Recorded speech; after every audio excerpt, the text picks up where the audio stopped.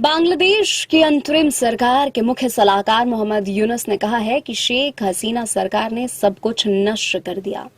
उन्होंने संवैधानिक और न्यायिक सुधारों को लागू किए जाने के बाद आम चुनाव कराए जाने की बात कही। बांग्लादेश संवाद संस्था ने बुधवार को एक जापानी अखबार को दिए एक यूनुस के साक्षात्कार का हवाला देते हुए यह जानकारी दी। नोबेल पुरस्कार से सम्मानित यूनुस ने निक्केई एशिया को दिए साक्षात्कार में कहा कि हमें चुनाव कराने से पहले अर्थव्यवस्था, शासन और नौकरशाही और न्यायपालिका में व्यापक सुधार करने की आवश्यकता है। यूनुस ने एक बार फिर से कहा कि बांग्लादेश में अंतर्राष्ट्रीय अपराध न्यायाधिकरण में हसीना के खिलाफ मुकदमे की सुनवाई समाप्त होने के बाद भारत को उन्हें प्रत्यर्पित कर देना चाहिए।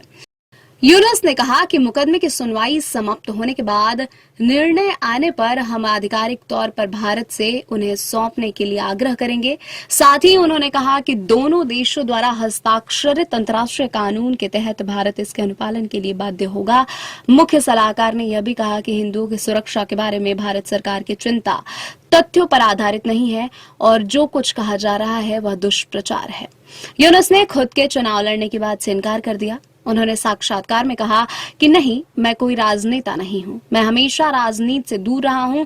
उन्होंने कहा कि हसीना के 15 साल के शासन के दौरान देश की शासन व्यवस्था पूरी तरह से नष्ट हो गई और लोकतंत्र, आर्थिक स्थिरता और जनता के विश्वास को बहाल करके इसे फिर से स्थापित करने की एक बड़ी जिम्मेदारी हमारे ऊपर आ गई है।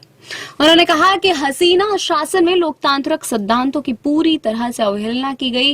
उन्होंने लगातार 3 कार्यकाल बिना मतदाताओं की भागीदारी के फर्जी चुनाव आयोजित किए, खुद को और अपनी पार्टी को निर्विरोध विजेता घोषित किया और एक फासीवादी शासक के रूप में काम किया।